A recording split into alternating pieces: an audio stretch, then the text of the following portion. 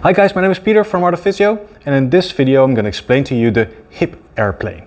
The hip airplane is an exercise to really improve the range of motion and control that you have in your hip.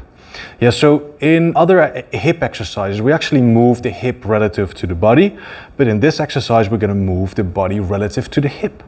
So that means we're going to keep the legs still in one position and we're going to move the rest of the body over it. So let's say this is the femur, so the leg part, and this is the pelvis.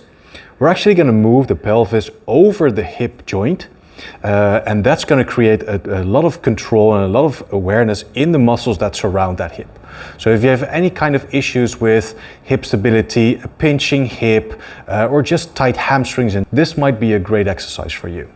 So you can do this with holding onto something or without, whichever you prefer. If you develop that awareness, if you develop that stability, you can start doing it without, but my advice would be to start off with holding onto something, because the focus to start with is to really get that awareness, and the balance part might take away of the effect of the exercises if you don't have enough stability for that.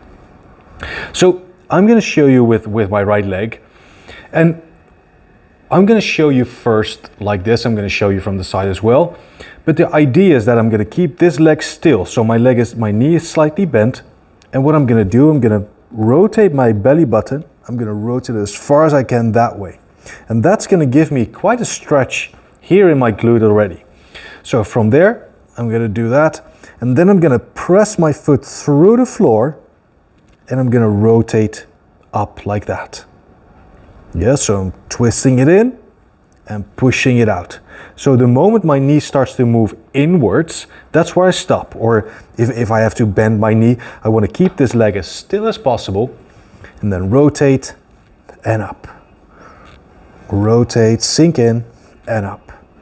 And I'm really trying to move my pelvis over my femur. So from the side, that looks like this. So my other leg is on the back. I'm rotating over, so I'm rotating my belly button and my pelvis all the way over that, and I'm feeling a very nice stretch here on the bum now. And from there I'm gonna press that foot through the floor and elongating that leg, and then I'm gonna pull my belly button in, and I'm gonna push it out again. Push it in and out. So what my other leg is doing doesn't make that much of a difference. I do want it to be nice and extended and activated, so I don't want it to be here. I want it a bit back and backwards, but I don't care if it's that high or that high. The higher you make it, the harder it becomes to isolate, and the more intense the exercise is going to be. So rotate, pull that belly button in, and rotate out. Yeah, so aim for about 15 reps a side before your training, and then see how that feels. Of course you can do more, but start with 15 reps. So good luck, and let me know if you have any questions.